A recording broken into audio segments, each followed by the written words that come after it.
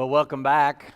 You probably are watching, if you're watching on the computer, you're thinking, holy cow, how many shirts is one pastor going to wear in a day? Well, just if you're really watching, this is number 3, because we've actually done this over 3 different days, because to keep our tech team safe, we've been just having 1 or so people in the booth. We're going to have the congregational conversation between pastor and congregation via the YouTube method. My goal, it's 11:15 right now if you're watching it live. I have no idea what time it is if you're watching it later. But we're going to seek to close this down at noon. Now, if you click the Watch Live button on your computer screen, you won't be able to interact. You'll be able to hear everything. But if you want to ask questions, I have Jenny here ready to receive them. I'm going to ask Kelsey to tell you the instructions on how to get there. Good morning, church. We are excited to be here together. If you are watching on the Watch Live page on our website, we invite you to go to the address on the screen. In your web browser address bar, type the address you see here, youtube.com/MarionMethodist-Church.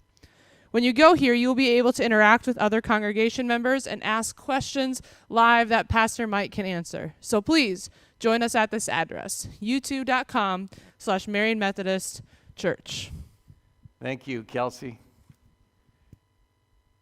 Well, congregation, it's always been important to me in the entire time I've been your pastor to be transparent and especially transparent about the state of the church. When we began needing to be physically distanced, immediately I made the decision to communicate weekly through the U.S. mail, to stop sending you the newspaper like Marion Methodist and to send a weekly letter to you. The reason for the U.S. mail was it would get to all of us. Every one of us has a postal address. We hoped for that newsletter to be inspiring in these difficult times. We hoped that it would be educational about both COVID and the life of our church. And we wanted to provide the narrative that would put all of us at Marion Methodist on the same page. Now, I say all that and want you to understand that in 38 years of ministry, I am a complete novice at leading a congregation through a worldwide pandemic. We are, and I am grateful for the many affirmations that my staff and I have received, and we appreciate your forgiveness and your willingness to help in ways that you're able. We're thankful for, I'm very thankful, and I hope you are too beyond me, very thankful and appreciative of a hardworking, faithful, and extremely creative staff. If you were watching worship today, you saw a worship song that probably took 8 times longer to record that way than to be in here and play it and practice it. So we're grateful for all the stuff that all of our team is doing, including all the things you've seen. And I do want to say thank you to this fantastic congregation that desires the very best for the people of our community and the organization known as Marion Methodist. Now, my belief has always been that learning and interest is at the end of your questions. And so as I promised, rather than prattle on, you've already heard a little bit of that today earlier, I'm going to answer the questions that were previously sent, adding any that arrive in real time, and really going to start with just 3 categories. So I'm going to start with the questions that we've received via email. Some of them are going to have kind of a long answer, some brief, and I'm still targeting being done in less than 45 minutes time. First question. When will the church again have services at our church building? I want to start by saying thank you for not saying when is the church going to reopen, because we have never been closed, not for a single moment. So I'm going to answer first philosophically, and then secondly, I'm going to answer that question tactically. As you're aware, and my staff is often annoyed, we like to do things around here right, not rushed. And that is our philosophy in this particular matter. Given our desire to keep all of not only our congregation, but our community healthy, and the wealth of the things that we do in ministry here, we have to first answer, and the staff has been chewing this over for a month or so, when can we do more effectively in person our ministry than we can do it online right now? Because we really need to look and stop and think about what I would say are 3 very important categories. First, what kind of quality experience would we provide to those that would come here to worship? What would it be like in the sanctuary? What would you feel like if there were, only, 100 of us in here and chairs were locked out? What would it be like if we said out in the center, you come in but get out? No hanging around, no big circles of people. What was the quality of experience that we would be able to offer? Secondly, could we sing? Could we sing at all? We Methodists, it used to be known as the singing Methodists, singing in four-part harmony and all that. That's kind of like our deal.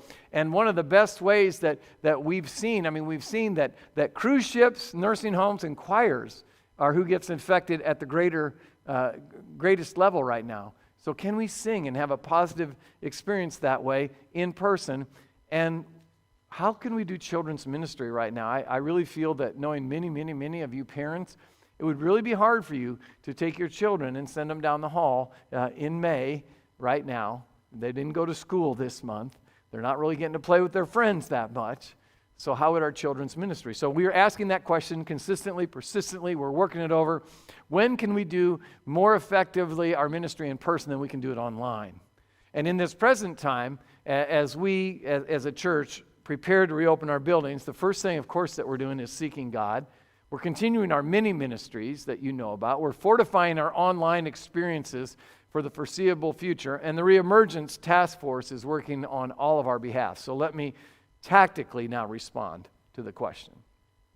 The Reemergence task force is meeting every week right now. They have a wealth of experience in the health industry, in geriatric care, in business and industry and ministry. We've been reading and researching stuff everybody's doing. Everything from where to plan and safe and deliberate reemergence in our buildings. We've been reading stuff from churches. We've been reading stuff from businesses. We've been reading everything that people will send us to try to make sure that we have a physically safe and psychological safe environment to reemerge in. And we're preparing information and have shared some even as recently as today, so that we'll all have the same information, we'll have the same page that we're working from. So our staff and our Reemergence task force recognize that reopening our buildings is far more complex a task than closing them ever was. And you've seen this image, but I want to show it to you again. We start with this idea of the stoplight, or this traffic signal, and stop means closed, and that's ending today, where we do nothing here in these buildings at all. We move now into the caution, the yellow light phase. And like I've said a lot of times, that doesn't mean speed up. It means move forward with caution. Some ministries are going to begin meeting in person very quickly. And we're going to do this on a group-by-group, case-by-case basis beginning tomorrow, June the 1st. Now, the best way we see, and this is why this is a cautionary tale, and this is the hard part of this, the best way we see to close our buildings to ministry down again is to become the source of a lot of infections or a cluster of deaths. That's not going to be who Marian Methodist wants to be. So the yellow phase is going to be slow, and it's going to be longer than you and I want it to be. But we are going to do this right, not rushed. And of course, following the yellow phase comes the green phase. That's going to mean we're going to open with no restrictions, and we're going to be able to do as we always have been able to do. But the direct answer to the question is, when are we going to reopen our buildings? We do not know. Here's what I can tell you as simple matters of fact. I have assigned and worked with our staff to plan worship and our other activities away from these buildings through June 28th. Now, don't interpret that to mean we won't be back in here before June 28th. Stay with me. We've given them 3 plans to make. One is to be away until June 28th. The second plan, I've asked them to look at all of July and say, what would it mean to be out of these buildings for all of July, for worship ministries, music ministries, children's ministry, and being fully transparent, in a sentence I don't want to say, I've asked them to consider what would the fall look like to do ministry without coming back here. For sure, we will not be in this building before June 14th for worship. Second question that came to me. Has anyone in our church or staff been tested or diagnosed with COVID-19? How close to home is this for us? Well, first, no one on our staff has contracted COVID-19. Several congregational members, frankly, have had COVID-19 diagnosis. So the answer to that is yes. A few, just a few of them, and the few we know have all fully recovered. They are asymptomatic now. They had it. They felt a little bit of stuff. Interestingly enough, they were all in their 30s and 40s. But they, after some pretty hard weeks, have come back. Several of our members believe that they had it in January or February, but that's their suspicions. That hasn't been confirmed by a test or anything, to my knowledge. Third question that was asked. When we reopen the building, and if someone attending, no matter what the size of group, and someone gets the virus, is everyone going to have to be quarantined for 14 days? Well, we have been using Iowa Public Health and the Center for Disease Control for lots of our information. So the Center for Disease Control, as it's being said as CDC all the time, encourages a self-quarantine for anyone who has been in contact with someone who has the coronavirus. So if this happens, it will be incumbent upon the church to communicate with those in attendance. Now, we're going to encourage people at the beginning of their group meetings to take out their smartphones and take a picture and save that picture for 2 or 3 weeks. So if this does come up, we will know exactly who is there, because you can't say, oh gosh, was Joan there that day? Was Mike there that day? It's just a quick picture. Store it. I know that some of us won't want to take our picture because we always look like this in pictures, but it's going to be important. This is among the concerns that drive us to be very cautious. We simply don't want any of you to contract the virus because of something that happens at your church. And this is a 180-year-old organization, Marian Methodist. We will survive even if we have to spend a few more than the 12 weeks that we've already spent away from each other.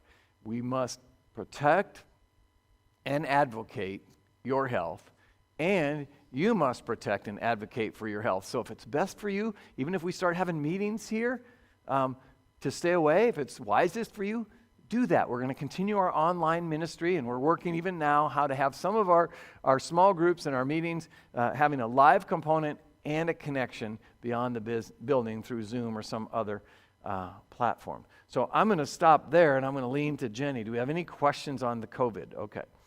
So I'm going to go to the second batch of questions that really have to do with church ministry and programs. Oh, there's a question on COVID. Yes, ma'am.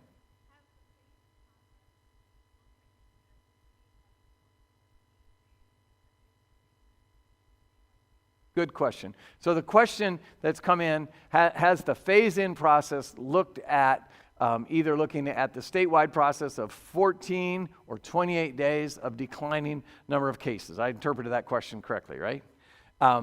We are looking at a variety of different models used by a variety of different businesses here in our area. So that is one of those things.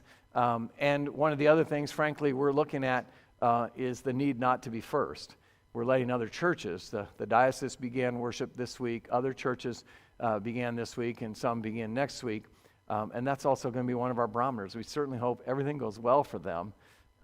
But because of our longevity as an organization, we feel that we have security to wait and not rush into that. But that is one of the models that we're certainly watching, and several of us that are in the health-related fields, they're seeing those every day. So thank you for that assurance. Other questions about the illness? Well, let's stay well. The second of the 3 categories that I received questions on were just about church programs and ministry. In the quarantine is our first question. Since we can't see them, how are our ministries going? This is a great question for me because discipleship is not building-centric. You don't need a building to build disciples. Our ministry continues, and some, in fact, are growing leaps and bounds. Let's talk about worship first. If you watched today's worship service, if you participated in today's worship service, what you saw was there are many, many participants that are at their microphone, such as it was, in our digital format. Way more than what we normally have on a Sunday morning, which I think has been wonderful for you to see the breadth and depth of this congregation, and so that's wonderful. We also, in our worship ministries, have been blessed, of course, by God's providence. We don't find it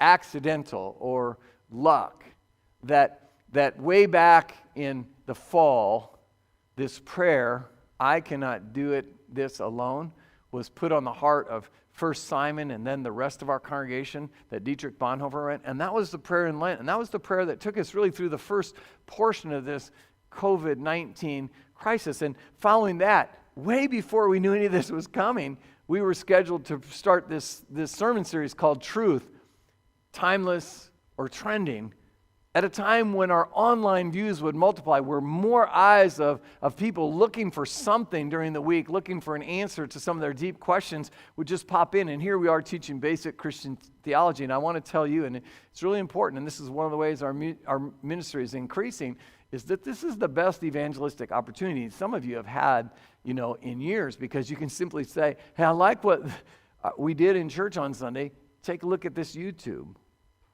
Last week, many of you, over 300, were blessed in this drive-up communion, plus the safety team and the staff were there. It was wonderful. And I will tell you this, though, in regards to worship.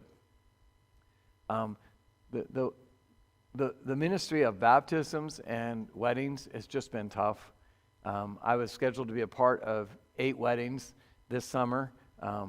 None of them, through August 1st, are going to come off the way they had planned. After that, maybe, but that's heartbreaking for those coming to be married. And of course, we've had to delay some baptism, but we are going to begin doing some baptisms in the relative future. We'll probably record them and then play them. So we'll have a small congregation here, mostly family, and those of us in the tech and ministry piece. But we're adjusting, we're adjusting to that. Our caring ministry, frankly, there's been some beautiful moments in the fact that every member in our congregation has been, including the pastor, has been contacted by another person in our congregation at least once. Hopefully each one of you have been touched once, certainly by a phone call. Maybe you've gotten cards and letters, and of course you get the weekly Marian Methodist. So that part of our ministry is going well. I will tell you, in caring for people, Vicki Stanley and I can tell you, and along with the caring teams, our youth ministry and all that, when you're talking about illness and hospital and times of recovery after you've been in the hospital, this is just brutal for us to not be able to go see. It's hard enough when you can't go see members of your own family that are hospitalized. And then we as people that have been adopted into your family during our ministry, it is just brutal for us not to be with you when you're ill and when we have to be apart. And the most heartbreaking part of it all is when we've gone into the funeral and grieving ministry. We've had a number of our congregational members pass away during this time, and that is devastating always for a family, and that's devastating for the church always.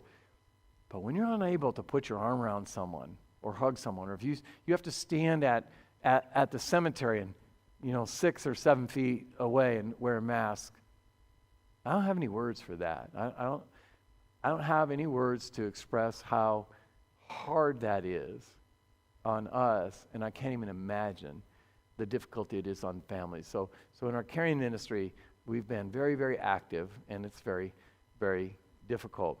Now our mission, last week we had a communion thing, and I said to Simon, let's try to get 4,000 boxes, and 3,994 came in that day. So we brought a few more in just to make sure we made it the rest of the way.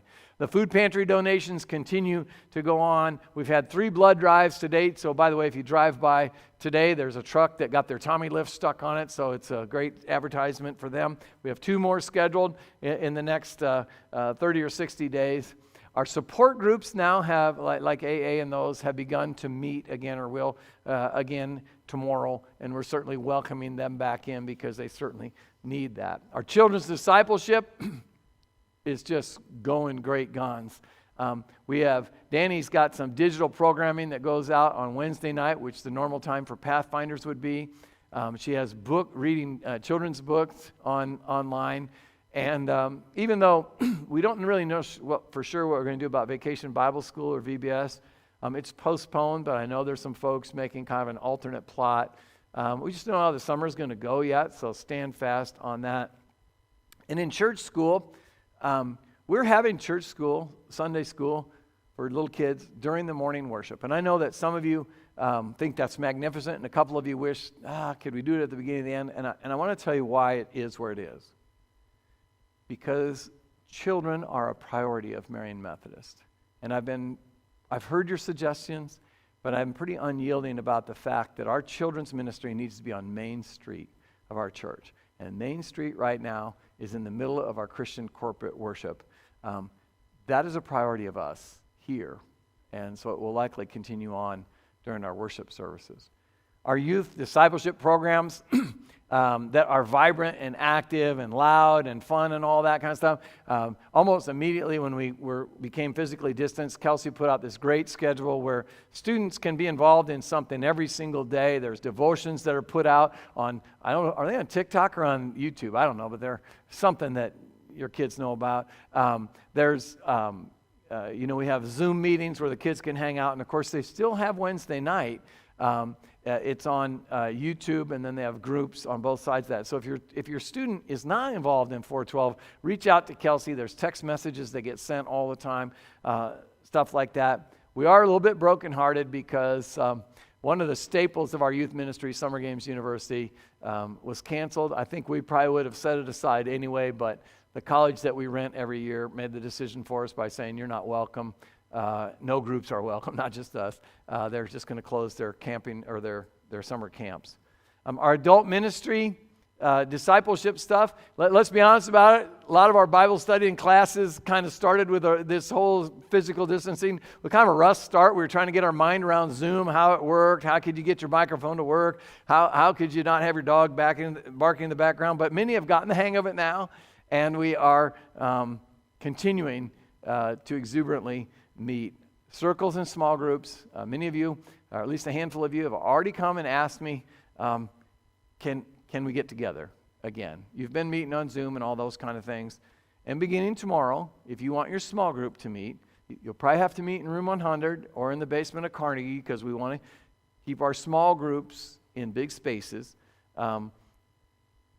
But you're going to be given the opportunity to meet together if that's what you desire. Second question under ministry and programs, is the church staff okay? Well, I'm going to start by referencing last week's sermon a little bit. This is hard, this whole deal. And that includes them too. All of them are working from home. All of them are missing personal relationships with you. And of course, the way we're physically distancing in Fairway or Hy-Vee or Menards, it's kind of high. And sometimes yesterday at Menards, I even had to pull my mask down so somebody could understand who that bald man that looked like a bandit was.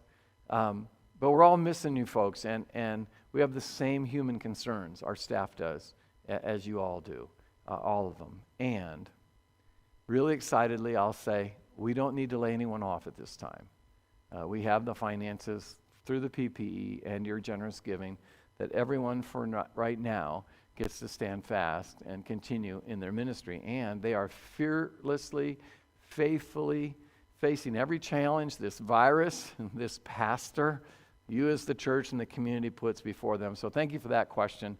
We covet your prayers, and we're grateful for your support. Are there any questions about ministry stuff? All right. So let's go to the third category, and I still have 21 minutes. I hope I don't have to talk all of that, but I will if you need me. Church administration and what the response to it is. First question that came to me was, what protocol for cleaning the building, what is the protocol for cleaning the building as we begin to use it is in place? This being built by CDC and Iowa Public Health guidelines. We're working that with the Reemergence Task Force. Frankly, these buildings are always really clean, downtown and here. We're reading everybody's policies that have been given to us and sent to us from industry and the churches. So we will have a clean place when you come in, and we'll have a good plan to clean it when you go out. And some of you may be involved in that if you have small groups, but those are things that we're still working out. Secondly, what is the current financial position of the church? In a word, astonishing. I want you to take a look at this graph. What that graph shows is that receipts are up, actually over last year at this time, not counting the PPP dollars. Of course, some of our disbursements are down because we're using the buildings less, we're doing less things. But our desire, and our desire is to give God gifts that represent our thankfulness. That's undisputed. And these numbers don't lie. Now, do we have a crystal ball for the future? No, because the economy and the job market is far from robust right now. We may not all be able to keep our jobs. Some already do not have them. Many of us are dealing with diminished income. But given our United Methodist peers in this area and beyond, Marian Methodist is in a very strong place from a finance administration standpoint. The next question in this is about what debt do we have remaining for the building that we're in right now. Well, you saw the celebration that we just have. Transform is complete. I want to show you another graph. So you can say, wow, wow, wow, wow. The Transform campaign is complete. The idea of the Transform campaign is simple. We outraised what we said we'd do. When you outgive what you tithed or pledged to do, that is a fantastic celebration. So the direct answer to the question now is, what debt do we have remaining for our new church is, at this moment, we owe $3.1 million in our long-term mortgaging of this facility. So the next question follows that question. Will there be additional funding requests, and when will that be, if there are some? Well, given what I just said about owing $3.1 million, let's say this for sure, and please hear it. Yes, and hear this. In February, there were a meeting of about 50 of us out here in the center who supported the Transform campaign and had gathered to plan together a way forward towards reducing the debt. Now, from there, a small team was assigned, and we've had 5 meetings to prepare what was going to be called the Generous Give campaign. The target of the Generous Give campaign was to burn the debt down dramatically to reduce our interest. The goal was, frankly, to raise $1 million between now and the end of next year, 2021, which would burn down almost $800,000 of interest, or it was possible to burn that much down. And then COVID came. And the brakes are pumped hard on that. Our plan was to launch on Father's Day, our second anniversary of being in this building. We'd be starting our 3rd year in here, and the letters were ready to print, the videos getting produced.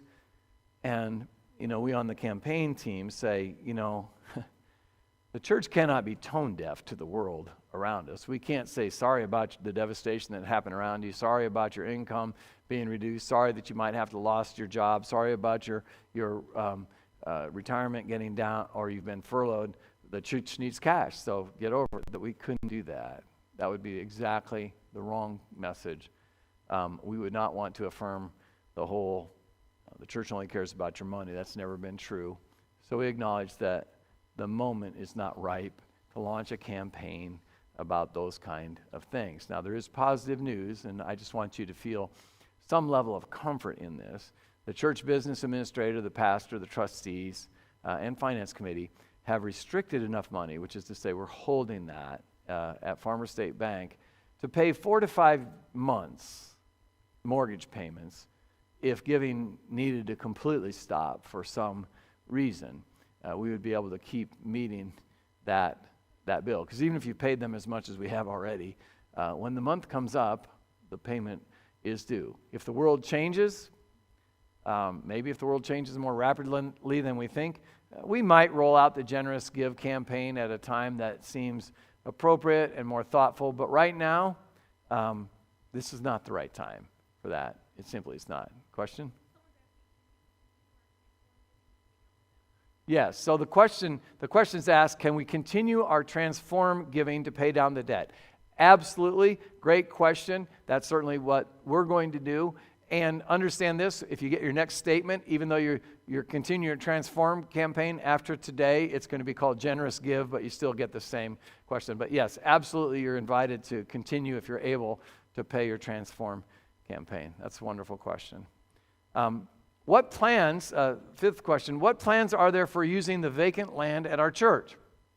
Well, the reality is, I'll say it this way. We don't have any vacant land. We have a lot of open space. Our plan is to capitalize at REC Drive what we didn't have downtown. I'm not going to want to ever play kickball in an alley with a bunch of our children. I don't want to see Colin Bayer throw a football through an apartment window again. We have space here. We're not going to give it away. The grass on our game field, which is south of the church building and as large as a soccer pitch, which is just west of our drive, is mature enough for a game of softball, mature enough for a game of soccer. It's mature enough if you want to get out this afternoon to fly your kites out, and we welcome all to use it. That's why we build it. That's why that grass space that's very large is down here. The rest of our land is either building or parking lot or fire ring or patio or grass, and now soon we'll be planting soybeans that will be harvested in the fall, that will begin the 3-year process of growing that tall prairie grass that we want to have on the empty space. Because when this place matures, and it will